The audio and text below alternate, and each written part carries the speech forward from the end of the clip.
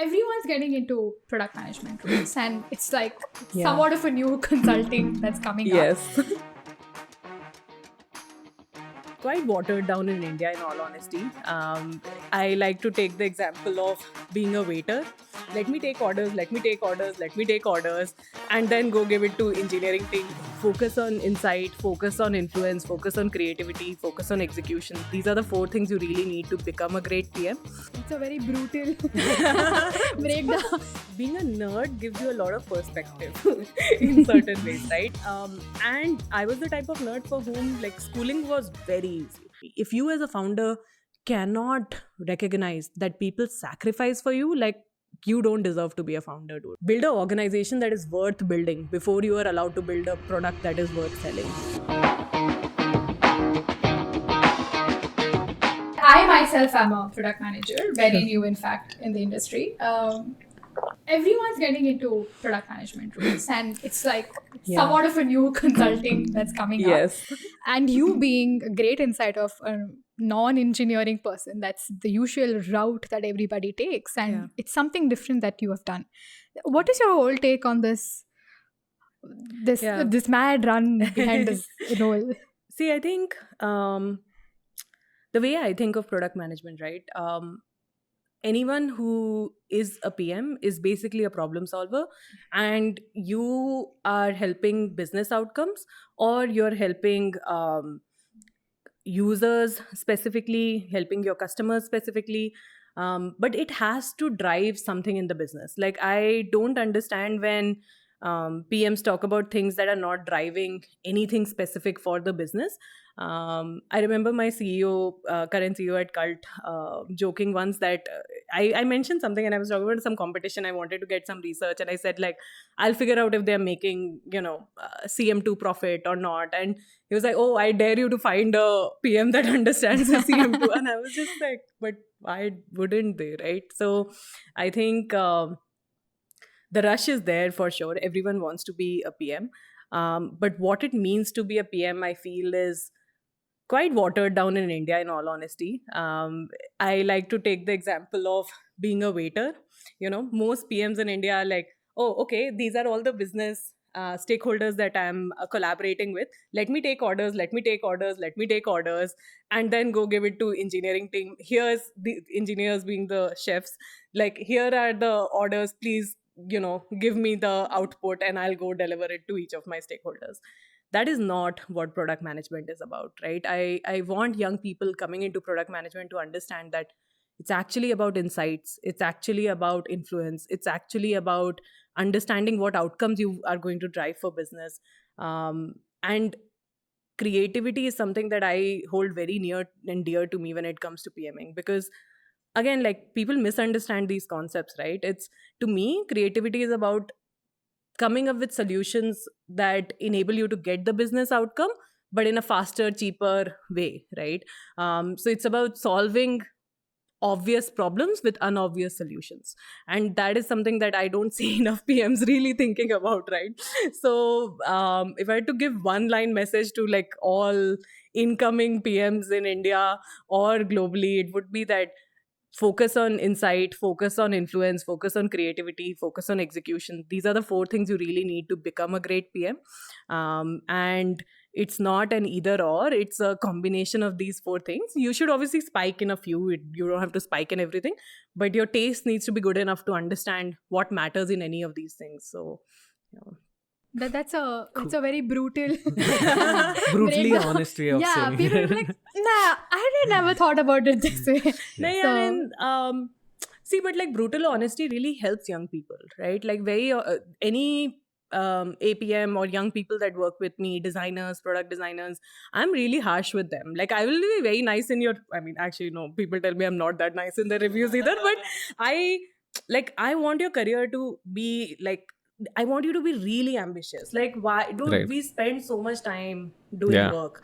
Work should be joyful. Work should be like, something that makes you come alive. Like, if you're not coming alive at work, like, what is the point? You're spending too much time to do work that is meaningless, right? So feel it in your bones. Like, feel the joy in your bones. Feel the work in your bones. Like, and honestly, it's from being a founder multiple times, as you mentioned, right? If my brother and I, both of us started NGO Fuel together. Right. And we used to have this thing where we would say, like, if you're not early morning poop, what are you Yeah. thinking of? It has to be a problem, like Correct. genuinely, right? It has to be a business problem. It has to be a product problem. Right. If it is not, you're doing something wrong, in all honesty. So I know that's aggressive, but I think great careers, great products, great people are built with that level of aggression and thought Right. and care. And I use both of those very intentionally, like both words very intentionally, you know. So, yeah. And as far as I've seen, I was going through your profile, Sure. it's always been education, Yeah. education. And I've seen quite a few of your videos. You said, I grew up being a nerd. Yeah. Okay, I was very studious.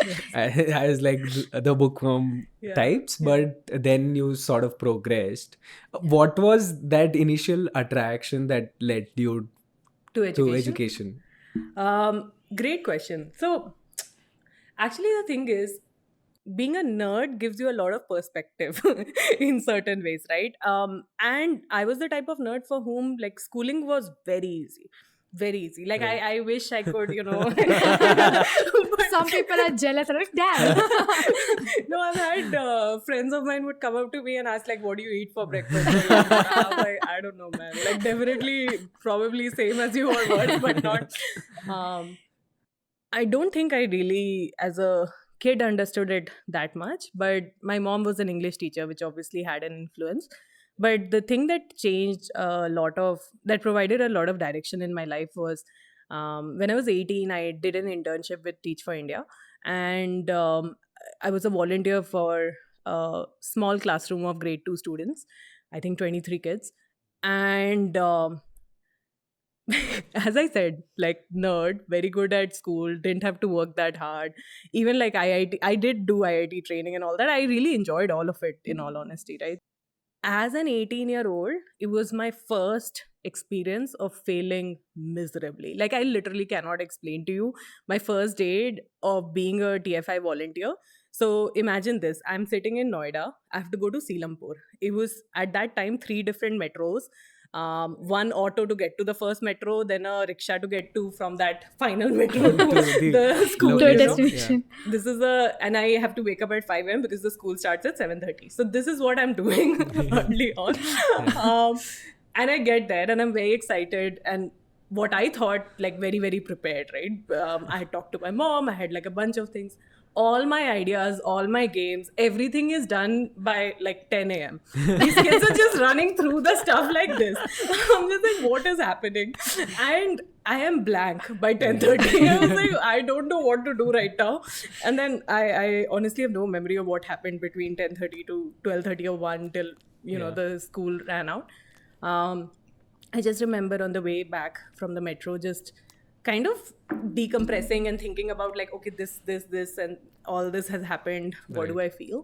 And I remember this feeling in my gut of just abject failure, which I probably had not felt to that degree before. And I got very excited. Like I just immediately started to feel, wow, like what is this crazy space? How do I just not know stuff? Like I need to learn, I need to like put in effort, I need to do more, I need to do better. Yeah, so I that spark of failing so miserably made me feel like, wow, there's so much to do here, there's so much to learn and so much to grow. And I just got very excited about it. And that spark, I kept feeling it for like a decade, you know, in all honesty. So, and that was probably by the end of that volunteer thing, I then continued to work with TFI for like a couple of years actually. I helped recruit a lot of, I was the campus ambassador, so I helped recruit a bunch of people to TFI. So yeah, just it was amazing fun, and it got me started in education, and it made me feel more and more like I wanted to, you know, just understand every part of education, like what is ed tech? Okay, if not ed tech, then what is policy? If not policy, then what is you know, what I did with Jump, for example, where I was basically doing a lot of skills training for people across the world, and you know, just trying to understand how do you teach a child things like empathy, how do you teach, like let's say you are told by principal that hey, this grade 9 class is full of bullies, fix it. This is the kind of problem statement that we would get, right? How do you really fix it? Right. How? So just had to learn all of that, and then I used everything I learned to build School of Future. Right. Yeah. I understand School of Future. Like, I love the idea, like what you guys were trying to build. And also, an interesting thing that we were discussing was this was the time around which most edtechs were raising money. Yeah. Sure. Like, a lot of people were Yeah, raising like yeah. insane amount of money. Correct. So how did you feel to not raise money at this point? Sure. How were you able to say, no, I shouldn't raise money?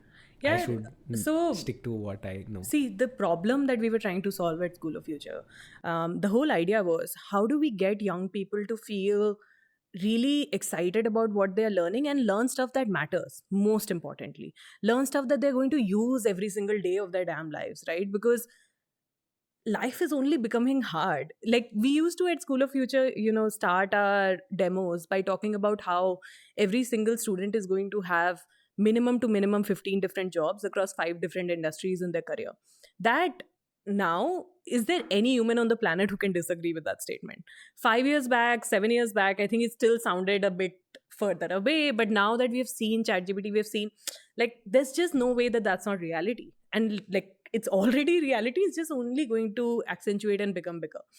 And with that, what happens is that stuff that we think matter, which is math, science, English, obviously it matters. Like there is no debating that those skills matter. But stuff like emotional intelligence, entrepreneurial thinking, your ability to learn how to learn actually, right?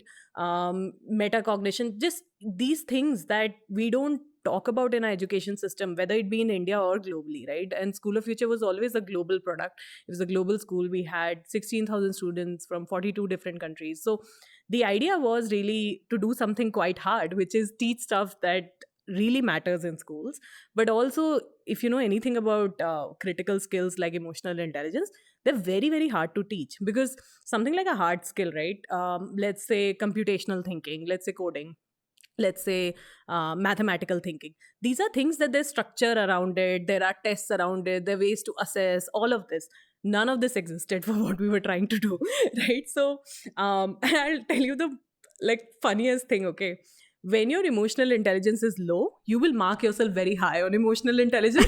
The more you know, the worse you'll mark yourself because you'll be like, Arey, I don't know this actually now. So That's very there were these interesting, kind yeah. of interesting problems to solve, right? So the way we set about it, we were like, okay, this is the ambition of what we are trying to do. And we wanted to create a truly killer product. And by that, I mean, do the job, like literally do the job of teaching these things and retaining this information. So now the way I describe it, it was a little bit like creating Hogwarts in a way, right? And the beauty of creating Hogwarts without any pressure from investors is quite great because then you can truly create Hogwarts. You can be like, I want a magical school where I want kids to learn freely, where I want them to have friends from Kenya and Germany and US in the same cohort and like learn from each other, understand how it feels like to work in a global kind of environment, right? Learn from each other, collaborate, compete, all of that. So we had a really interesting kind of school and a platform that we built out and great product metrics. NPS was of like, so retention generally is the biggest problem in edtech, in any behavior change product, similar to Yes. Cult actually. So how we ended up solving retention in, let's say, our problem, like what we were doing is we like just went back to basics, right? We were like, okay, what matters? Why does a human want to and our pitch, the one product that we launched that we put into the hands of kids first was become a CEO in 100 days. The idea, why? Because from the inside of my first startup, NGO Fuel, where what we were trying to do was just bridge the gap between NGOs and students and say that, hey, NGOs have a bunch of work that they need done. Students have a lot of Vela time. How can we combine the two so that students make some money, get some live experience, and NGOs get the work done.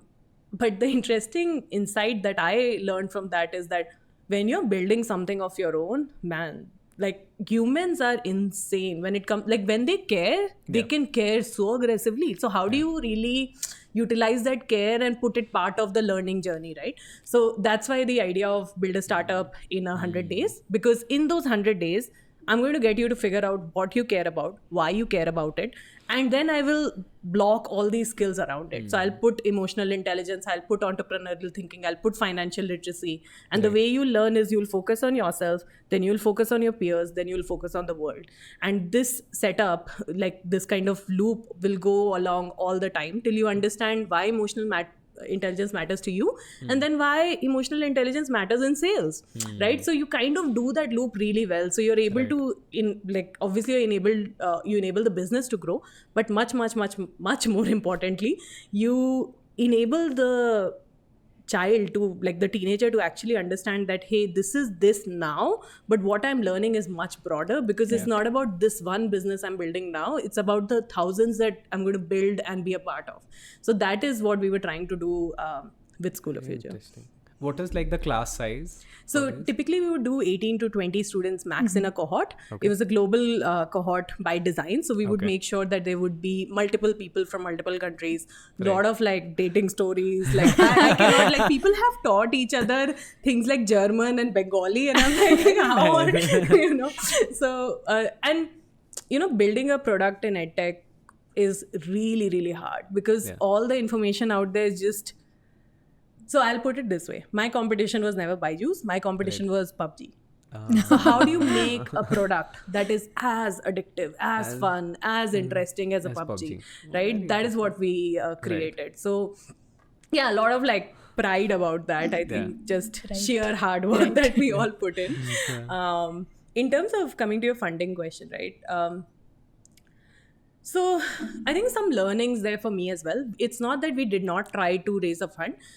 Based on people that we spoke to, founders that we spoke to, we felt that we had to raise a big-ish fund, right? And the idea was so new and so different that most Indian VCs, their first question to us was, okay, but why has no one in US built this? Right. And my answer to that, I don't know, man. Like, so you ask them. So we actually received a lot better reception from Silicon Valley funds than we did necessarily from Indian. Right. And I think if we had just, you know, instead of wanting a $2 million round, if we had raised a small check, which we were offered actually multiple times by Indian VCs and Silicon Valley VCs, we would have had a little bit more runway, let's say, if we had done that. Yeah. So I think that's probably a learning for me as well. Yeah. But you stuck to your guns of, this is my vision, this is what I want to do, and it's okay if I don't get a fat enough of a paid check. This is that's great actually in a founder. Because I felt that, so there was a VC that became very close to investing in us. I always joke with him that he's the only, so he sent his daughter to our program, and and the cost of proof the of concept. Yeah, and the cost of the program was $480.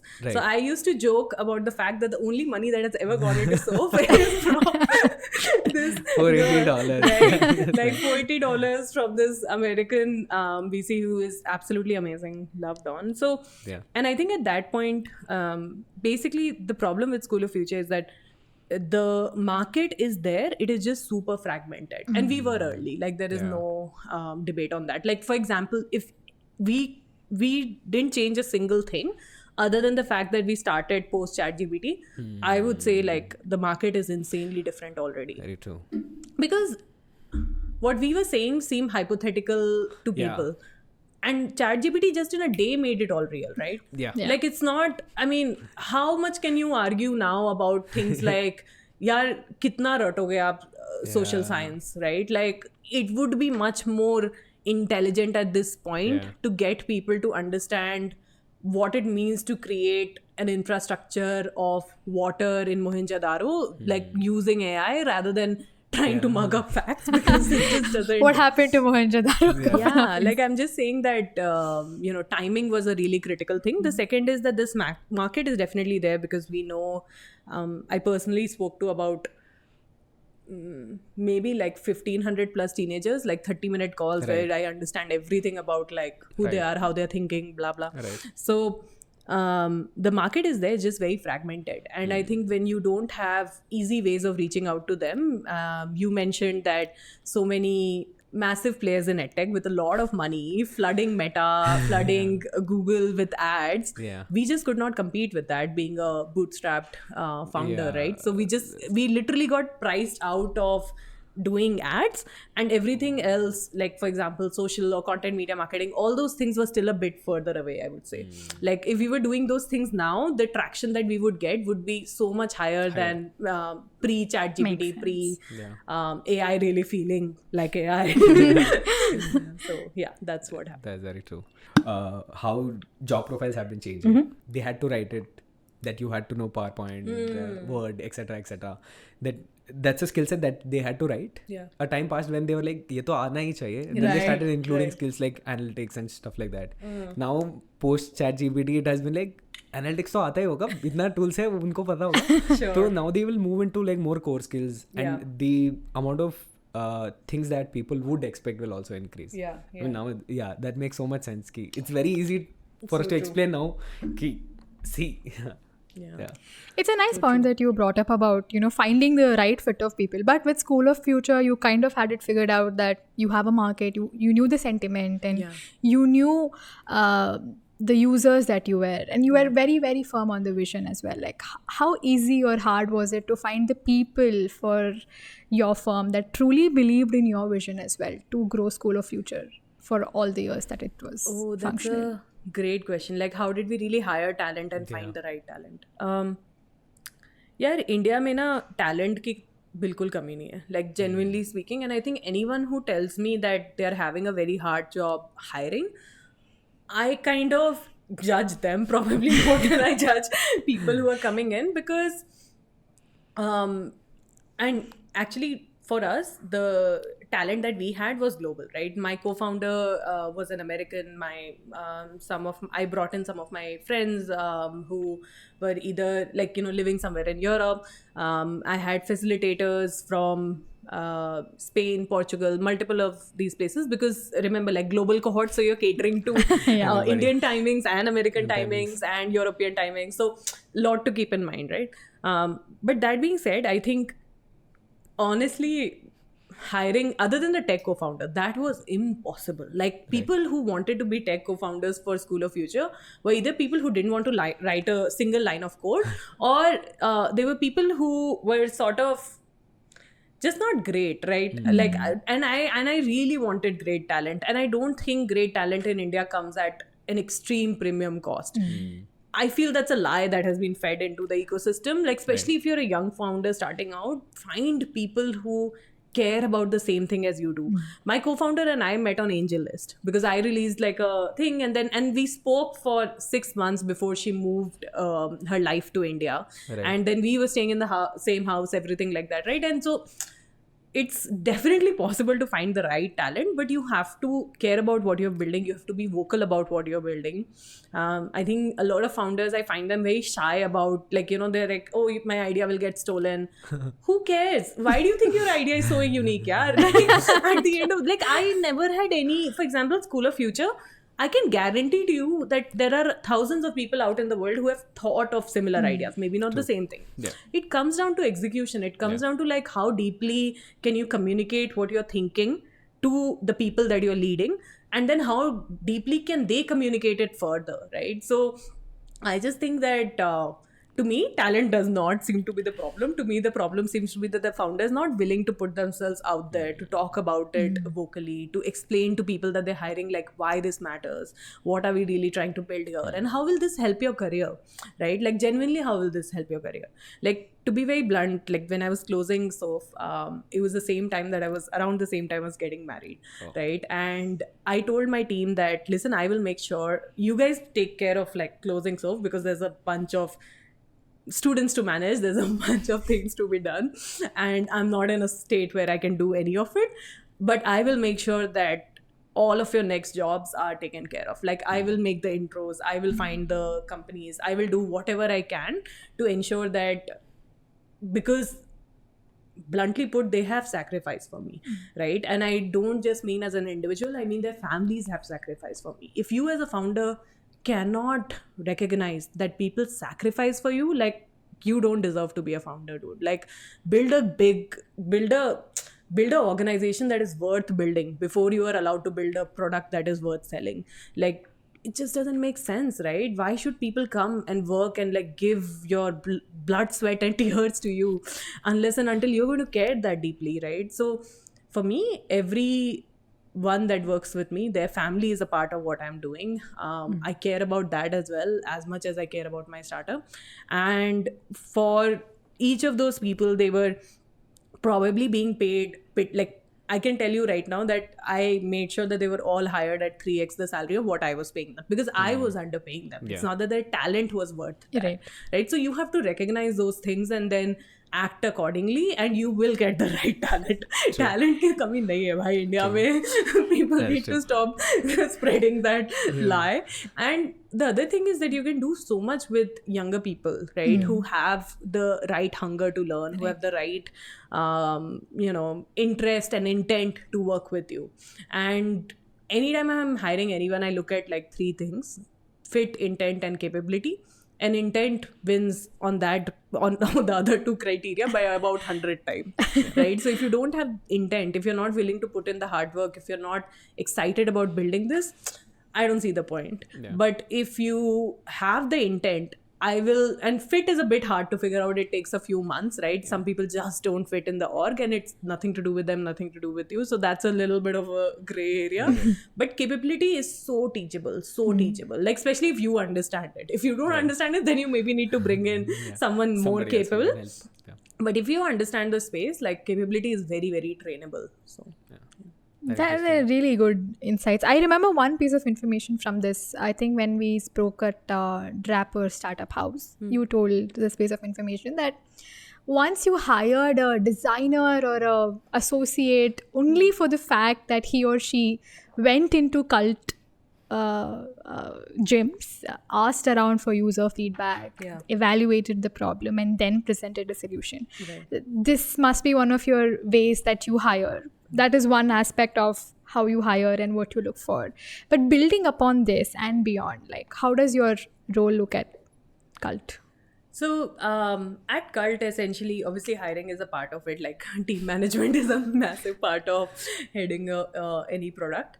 So broadly, I also want to enhance what you said earlier. Cult has 2 parts of business that are critical or like meaty sized. One is the Cult Fitness Services, which is everything that most humans of Bangalore know, which is, that there's gym, there's group classes, which we call as GX. There are also live programs. There's something called Transform, Bootcamp, all of these things, right? Fitness services. Then there's another part which is called Cult Fitness Products or Cult Sport. This is the D2C wing of Cult, where essentially, our mission as a company is to enable millions of Indians to have an active lifestyle. If you have to do that, it's not enough to just provide infrastructure where they can go and work out. It's also important to actually provide infrastructure for people who probably need to or want the convenience of working out at home. So that would mean treadmills, that would mean spin bikes. It's also important that any customer of ours that comes to a gym feels comfortable in what they're wearing. I think as a woman, like, especially, we would relate to this, right, Neha, that you go to a gym and you're just conscious of like what you're wearing. You're like worried, yahan se ye niklega, wo hoga, ye hoga. So, like solving those kind of problems by creating the right kind of t-shirts, the right kind of pants. For example, I'll share a very interesting insight. Our apparel team is amazing. I love the people that work there. And one of the things we realized is Indians hate polyester, right? Like, we don't like the feeling of poly. At the same time, poly is the best. I mean, like, I am still to be converted by this is how red, like, how, I don't know how to say this, but like how Indians are so fixed in the ways that they are. So, the the important part was, how do you get the functionality of polyester while still feeling like you're wearing cotton? So we created a new type of fabric essentially which does that, and we call it comfort fabric, and we have like a whole range of products around that, right? So solving these kind of problems, that is what Cult Sport does, that is what I look after. And here what we do is we sell everything from t-shirt to treadmill to strength training equipment to massage chairs to massagers for recovery, all of that, right? And we sell on our own channel, D2C channel, which is, you know, inside the Cult app or on cultstore.com. At the same time, we also sell on marketplaces like Amazon, Myntra, Flipkart. So all of these platforms together, like, I guess my job is to make sure that none of it breaks and that revenue keeps coming, and that, you know, all the data is in the right place, that we are able to learn, grow, we are able to take the right business decisions. It's just a lot of complex things packed into simpler words. But truly tell us, like, what does a day in your life would look like? Yes. Just like to get some You understanding. want me to look at my calendar as I tell you? Yeah, we should Why actually. not? Hold on. Yeah, number one, I have too many meetings. But let's say if I did not do welcome to the life of any PM. any PM, correct.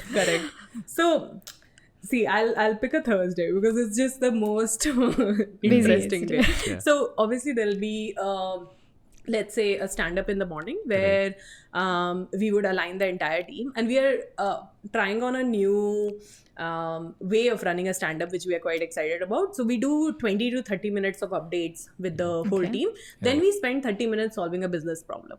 The reason, or like not even solving it, in all honesty, like enabling engineers to understand more about business problems, right? So for example, like if something is not working in marketing, how do you really brainstorm about it together as a team and understand together as a team? And initially my perspective on this is, I don't need it to generate outcomes for me directly, but I want the people, like when people are excited about what they're working on, stuff that just flows better, right? So that is kind of the idea of the stand-up. So we start with stand-up, then we will have, I don't know, 100 people will want to talk about 100 different things, which may be like, let's say a traffic or a marketing meeting to understand like what's working, what's not working, what is, generally something is breaking if people are finding me, so something must be breaking there, and then, you know, kind of we problem solve that. And this one space, actually in general, being a founder, like having a founder kind of experience really helps, because I have done digital marketing for years across countries. So I really understand what it means when a marketer tells me that, listen, if we have something called Conversions API, like we will be able to flow backend data back to our systems, which will enable our systems to target a lot better. Now try telling this to a PM who has never run digital marketing. Okay, they will be like, "Ha, theek hai." Matlab, they will not understand the value of what that means, right? Because you can show your message to 100 people and see a 1% conversion rate, or you can show your message to 50 people and see like a much higher conversion rate because it's the right 50. Right. So, you know, these kind of things. So yeah, that, then there'll definitely be kind of an engineering design meeting on something new that we are building, where I'll be asked for an input around like why these use cases, or why does this matter to business, or something along those lines. Probably a business review discussion, a BRD of sort, where we talk about, okay, this is where the business is. Because we run so many different categories, we're always looking at, okay, this is category 1 on XYZ channel 1, like the mix of category and channel and how they're performing, and how much top line are we making, how much bottom line are we making on that, and the break of all of it, right? So how you go from, let's say, GMV to CM1 to CM2, all of that matters, and trying to understand everything there, right? Because sometimes tech and product will be able to create things that help, not sometimes, often we will create products that help bring goodness to the PNL of a business. Correct. So an example of this, let me think about it. For example, one of the things that could happen is we have a category called smartwatches. And with smartwatches, customers tend to have a lot of product issues, right? And these product issues could be quite simply, I'm not able to connect it to GPS, right? Right. These kind of concerns come up. Or like you'll just, so with this category specifically, we realize that, our order to contact ratio or the number of people, customers calling us with questions and confusions is very high. So how do you then solve it, right? How do you design a solution that enables your customer to understand every single step, what is the troubleshooting that they're supposed to do, and how can we make it as seamless as possible for the customer? So these kind of questions, like, I mean, what will happen is in a BRF, I will understand, this is messy. And then I will talk to 3-4 other, like, let's say the CX head, the smartwatch category head, and me, maybe some other people are involved. We'll discuss like, how do we really solve this problem? I'll come up with some hypotheses, then we'll try to, kind of go forward there. Broadly, I think growth obviously is another big part of my job, where people will share like what is it that we are trying to do in terms of numbers month on month, and then we will look at like how can we enable better decision making, or enable certain features that can drive more growth. So probably that is what a day looks like. I should mention someone from the team will come and cry at one time about something or the other that has gone wrong. So that will happen as well. So I think like team, business outcomes, just the top priority KRs that we are working on. This is what a typical day looks like. Is this the kind of role you sort of, sought after it, or did it just come and fall into your lap? No, I definitely sort it out. Okay. I don't think anything falls into anyone's lap. Just to elaborate. So we had a big discussion on, did somebody headhunt you, or did you like actively apply to the role? How did that happen? Good question. We were thinking in terms of, there's a switch from edtech and, fair. Yeah. So I think two things, right? Like one, I have thought more about education, because understand, I have like worked in schools across the world. That is a very rare experience for most humans to have. So, and I can tell you, I've actively thought about education for 10 years. My brain is just like bored. Like I want to, especially after closing down School of Future, I just wanted something different, right? Yeah. But different what? And the way I thought of it is that I was very excited about D2C e-commerce spaces, because I think right now India is having such a moment when it comes to D2C. Right. And we can, go into details later, but there was that. Second was that Cult was very attractive as an organization because they do behavior change. And I think behavior change is the most insane, because, it's like magic. You get to create magic, yaar. And since I started in education, my whole thing was like, I want to create a bottle. This bottle is magic. Like, I drink it. I'm like, whatever the problem is, it's solved. Like, this is like, I wanted to create that magic potion in a bottle that then I can brand, and every bottle is the exact same and just like fixes you, whatever it is. So for me, behavior change is a bit like that. And if you come from, so I also care a lot about social impact. If you have ever come from that background, like, changing behavior of human beings is exceptionally difficult. It is the hardest thing. Talk to someone about transforming, they will say, I want a transformation. But to put in that effort, it is so damn hard, right? Like, it is just very, very, very hard to change our habits, to change our behaviors. And I love making it seamless. I love making it like fun for you. I love that's what I'm really good at. So I think that was the other part of being attracted to Cult, that I would, with the fitness service side, there would be a aspect of behavior change and habit formation. And then luckily the D2C side ended up working out better. The way I had an email referral sort of introduced me to Cult, and then the process was really simple. I think it was a day long interview with like some 6 different people, multiple hours. It was really, really good. I had a lot. I also later found out that they were trying to hire for my role for 18-19 months or something. They kept going Huge in flex. and out of it. That's nice. It's somehow amalgamation has happened of what you're really good at and into a space that's very different from Correct. what you have done, and Correct. Which is the what I ethos still wanted. remains the Yeah. same. Yeah, which is what I wanted. I wanted like something really different. I wanted to stretch my brain in different ways. I think it's really important to go very, very deep, and then also to just say fuck off to that and do something else for a bit, because it's just you can't. I don't know, our brains need. I really think a lot about my career as something that I'm building with a lot of intention and a lot of thought, and at the same time, a lot of freedom. Like, I didn't go to Australia to study. I went there to work. Yeah. That in itself is very different. Like, people don't do that generally. Correct. When I landed in Australia, there were 0 people I knew. 0, right? When I went to Kenya to study, again, not to work, I went to Kenya to 5 months for 5 months to study. I knew not a single soul. I was a 21-year-old going to Kenya to study, and my dad was basically like, what is this? Why? You went to Harvard for a conference. Why are you doing this? Like, so I don't know. Just the point is, if you kind of know what you are driving towards, in the long run, all these things will, kind of even out. But be adventurous. Like, think about it from the perspective of like, why you're doing it. You have to always be convinced. You have to always feel a strong desire from your end to do the work that you're doing. Like, you can't keep questioning yourself on why you're doing that, especially once you have taken the decision, right?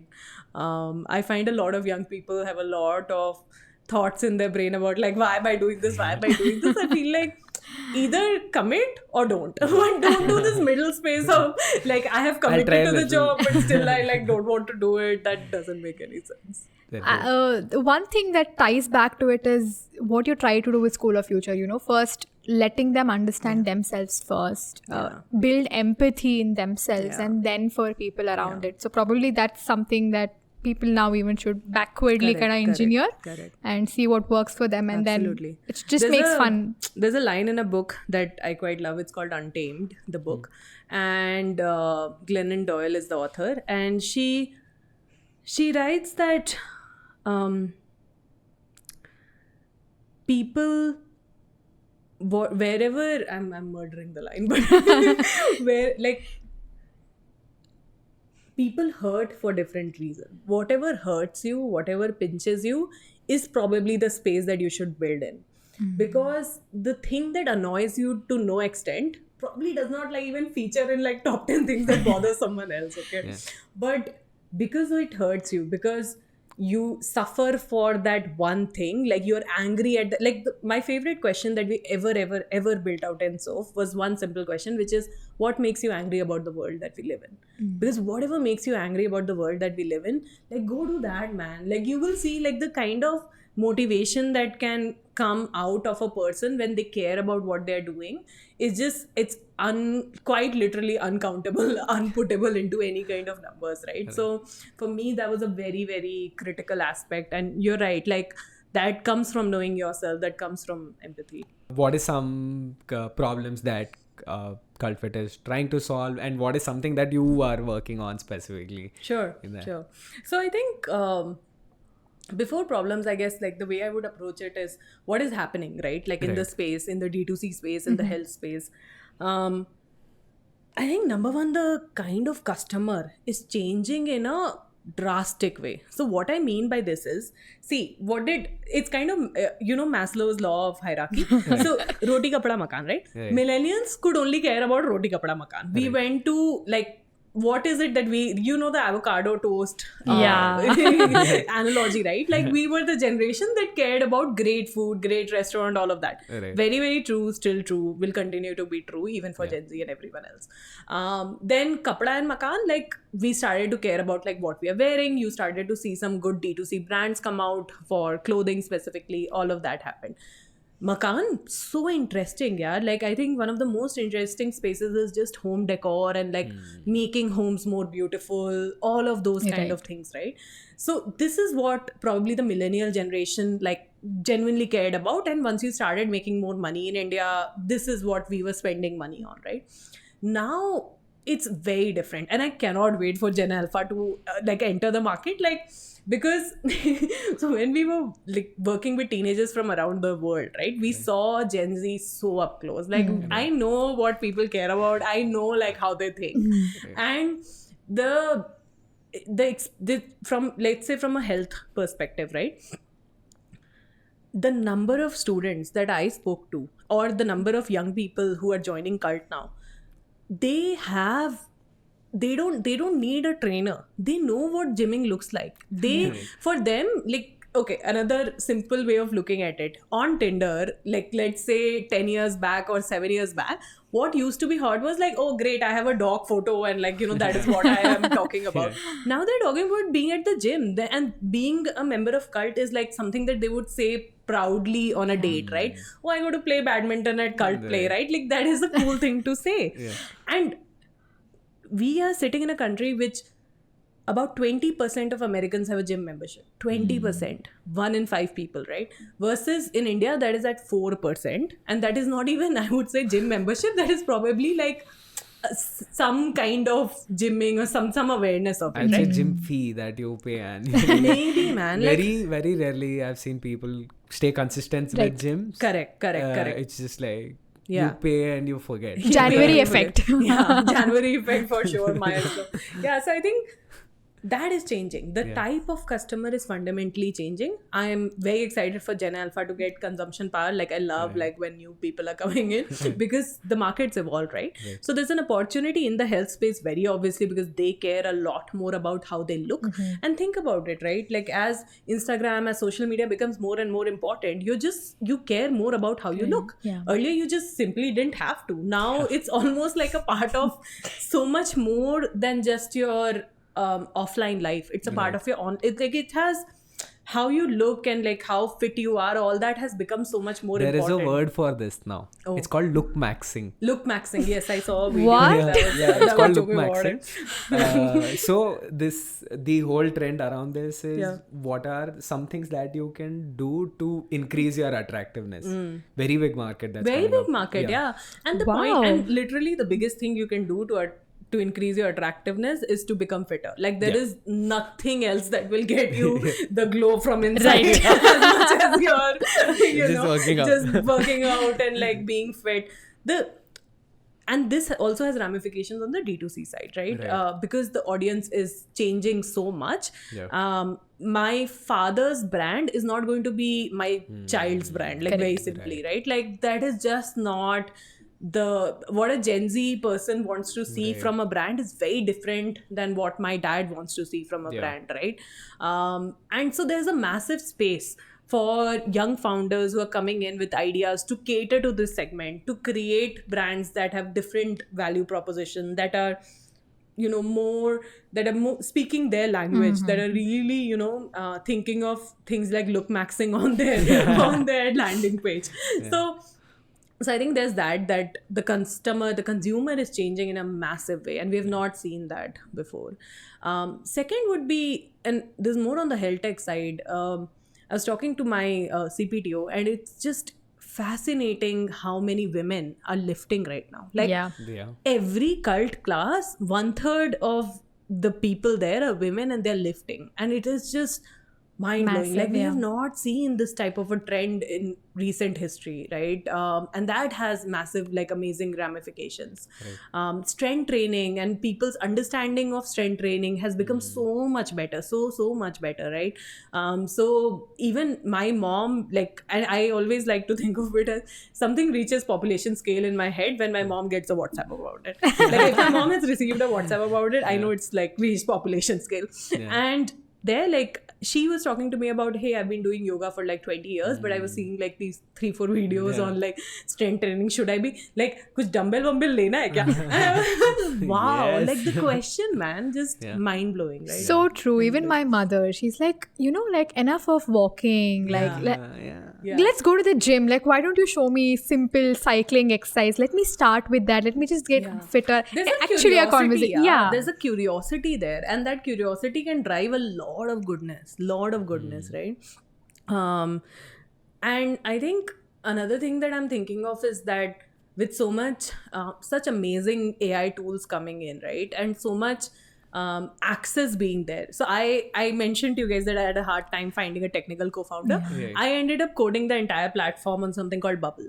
Yeah. And it's a no-code tool. No-code tool. I had to learn like everything from scratch, right? And at times I would get stuck, and then I would go to the engineers that I knew, Right. and I would find that all of them are Googling the problem. I was like, dude, this I could also do. So I just realized, oh wow. So this is, so the, like, what I'm trying to say is that all of that is now so much easier to do. Yeah. Like, we can have AI write 90% of the code with some validations that you are doing. Yeah. The cost of building quite literally is so much lower. So I think that would probably be the third trend, which impacts both health tech and it impacts everything that we are building, right?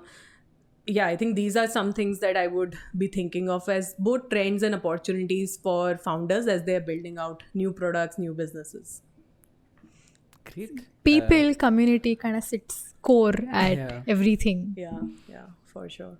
And I feel like there is a lot more power when it comes to Gen Z with purchasing. I think Yes. millennials did not make a lot of decisions. I think so. Or spending money like that. I feel it's a difference in, so consumption is, there are two narratives, right? Overall consumption seems to be down right now. Yeah. But I think if you look specifically at Gen Z, if you look at like pockets of spending, you will realize that there are,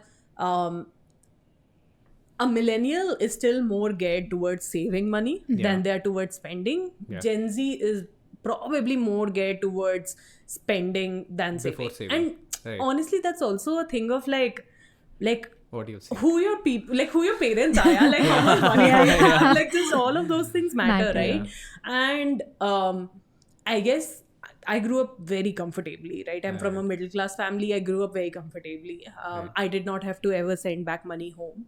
And I think what that afforded me versus like anyone else who has to spend, who has to send money back home, there is obviously a difference, right? I'm able to take a lot more risks. Like I know I can actually at 21, 22 go to Kenya for 5 months and like learn and like, thrive in that. And nothing in my family is like there's nothing gets affected, Yeah, right? true. So that creates opportunities, and that is similar to what's happening with Gen Z right now, where people are coming from more like they don't have to send money back home. If you don't have to send money back home, how much saving is actually critical, right? Like that.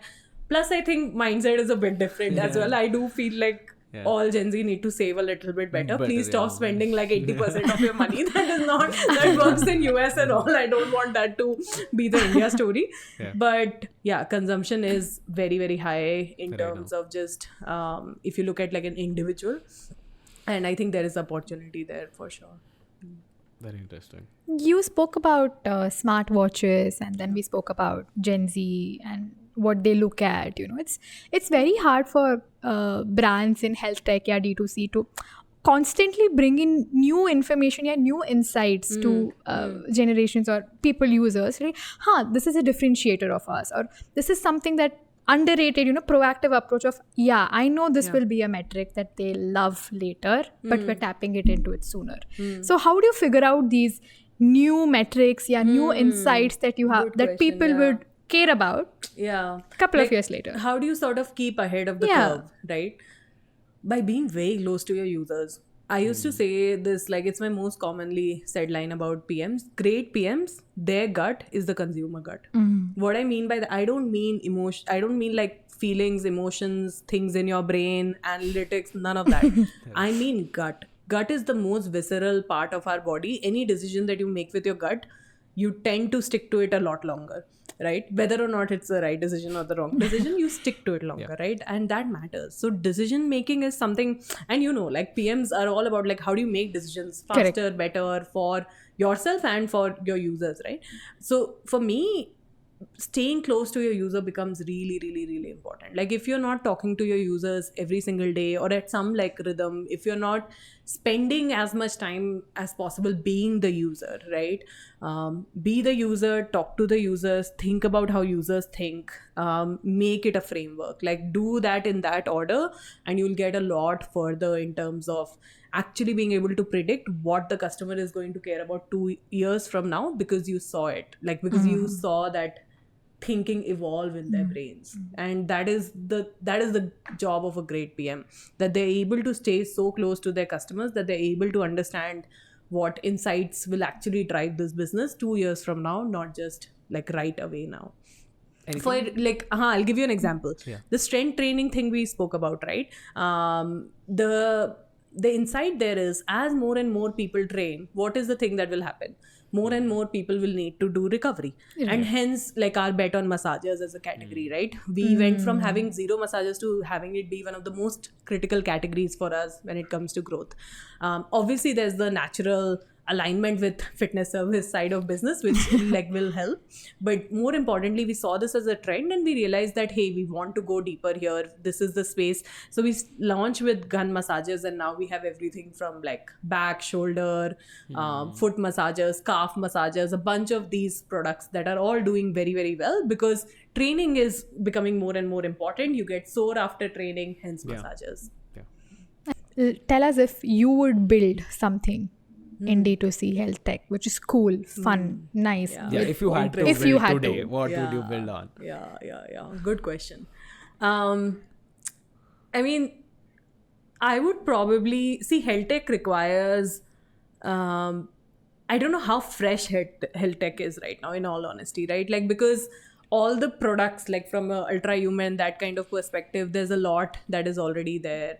But I would not necessarily build any hardware around it. I would maybe do something in the space of AI software, which we are already doing actually. So I would do, like, this is the first time in decades that we have had access to the kind of data that we have of humans. So I would build something along those lines, right? Like better. And this has kind of been the trend, right? You've seen health tech grow from first like great diagnostics, like actually Practo probably being the first great health tech company, and then a lot of diagnostics, like better diagnostics, faster in 6 hours to you, and then things like Cult, and then things like Ultrahuman. So you've seen that trend line.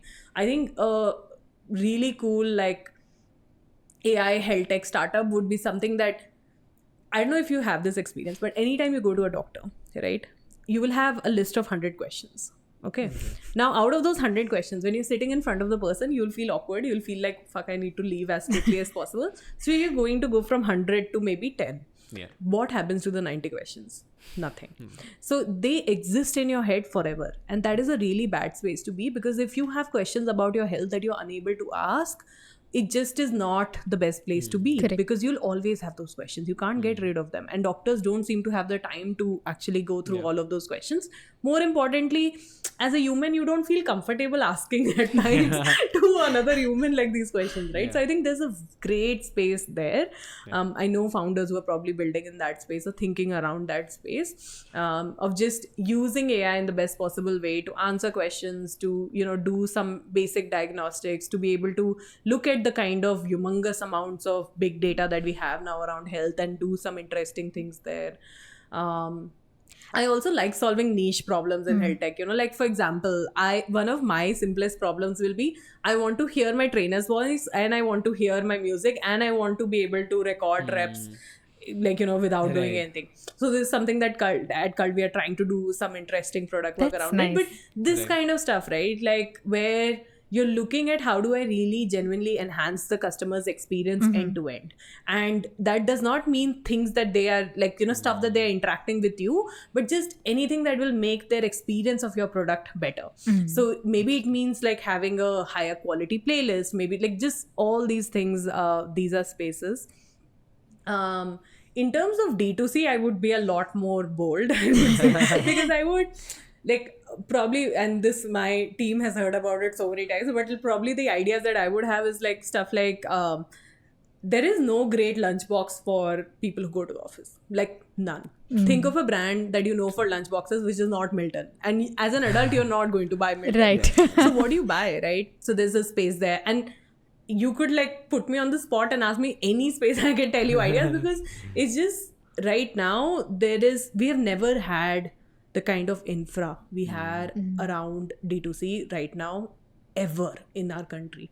Like if you had a thought today, if you had a product let's say in 100 days from now, because that part still might, figuring out supply chain, all of that might still take some time.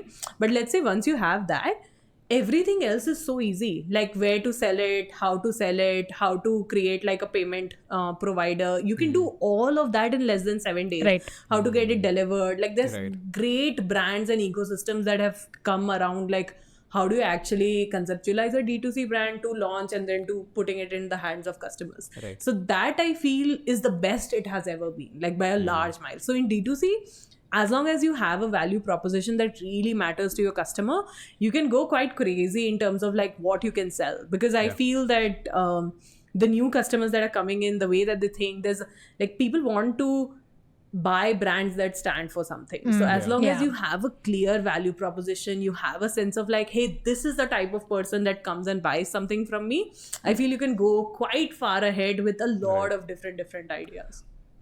Cool. So for anyone looking to build in D2C, Yeah. this is the time. Yes, this is the time. Go for all out. sure. Yeah. Exactly. Awesome. Cool. I think that's the end of the podcast. Thank you so much for being Thank here. you. Most It welcome. was great. I think this has been one of the best conversations that I've had generally with people also. Thank you so much for being here. Thank you so Yeah. much to both of you for like asking such great questions. Yeah, like when I was thinking of having you on the podcast, I was telling Subhash, the candidness that she's gonna get it, you're gonna love it. So I'm very happy that Yeah, it still I am stands very true. blunt by nature. So I often wish I was a little less so. But No, I think that helps us uncover some discussions that really needs to be had, but people just don't. So it was lovely having you. thank you Really so much. good It fun was my conversations. pleasure. I had Yeah. a lot of fun.